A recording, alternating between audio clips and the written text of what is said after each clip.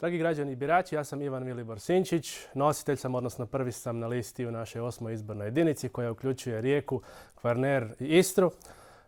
Dakle, u koaliciji Domovinskog pokreta i moje stranke Pravo i pravda.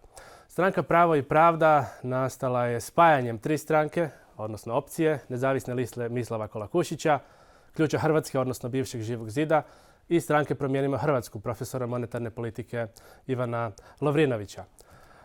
Vrijeme je da se prestane govoriti 3 Hrvata, 3 stranke, vrijeme je da se počne govoriti 3 Hrvata, 1 stranka.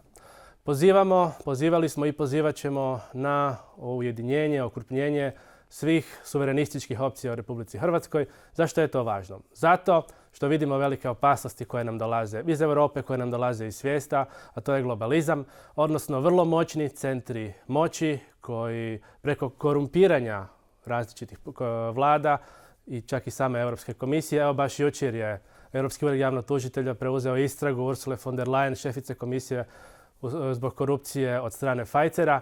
Dakle, ti centri moći prijete da pojedu demokraciju kakvu znamo, gdje građani na izborima biraju svoje predstavnike i onda ti predstavnici, zastupnici biraju dalje vladu i druge institucije i provodi se politika i volja građana. Neki od najmoćnijih fondova u svijetu nalaze se u SAD-u, dakle BlackRock, State Street, Vanguard. Oni imaju imovinu višestruku veću od cijelih država, radi se o desecima i stotinama tisuća milijardi dolara. Oni su zapravo i vlasnici i tih farmaceutskih kompanija od Pfizera, Johnsona & Johnsona, i Coca-Cola, i Pepsija, i Tesla, i Microsofta, i Googlea. Dakle, svih ovih velikih korporacija, svih njih je zapravo jedan vlasnik. A ko je vlasnik tih fondova? Oni su vlasnici zapravo međusobno.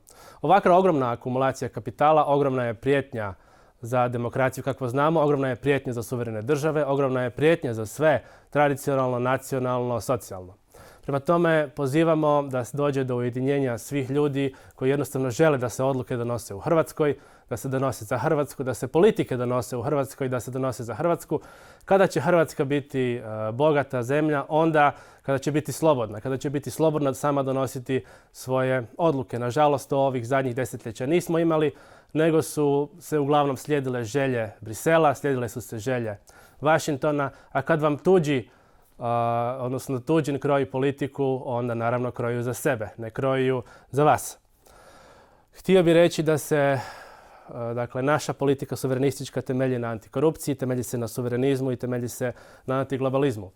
Mene ne zanima tko će uhititi hrvatskog lopova, hoće li to biti naše državno odvjetništvo, naša policija, daj Bože. Međutim, do sad se nisu pokazali efikasni, pogotovo ne za sav onaj kriminal iz pretvorbe i privatizacije. Hoće li to biti Interpol, hoće li to biti FBI, jer mnogi naši kriminalci posluju i preko Atlantika tamo, ili će to biti u zadnje vrijeme EPPO, Ured Europskog javnog tužitelja, predvođen Laurom Kovesi. Kao europarlamentarni zastupnik imao sam prilike povezati se dobro sa tim strukturama. Poznato je da je upravo iz Republike Hrvatske 430 prijava otišlo prema EPPO-u i to je najviše u Europi od svih država. Evo, moram pohvaliti svoje asistente, građane i zviždače koji su mi pomogli, ali jedno 10% svih tih prijava Republike Hrvatske ide dakle od mog tima.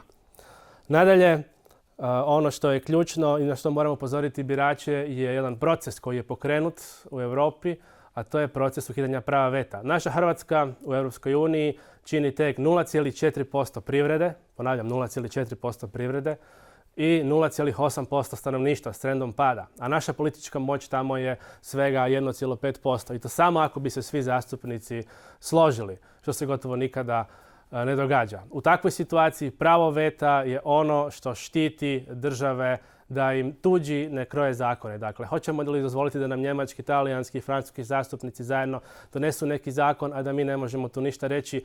Naravno da nećemo, zato moramo očuvati to naše pravo veta. Također zalažemo se za zaštitu gotovine.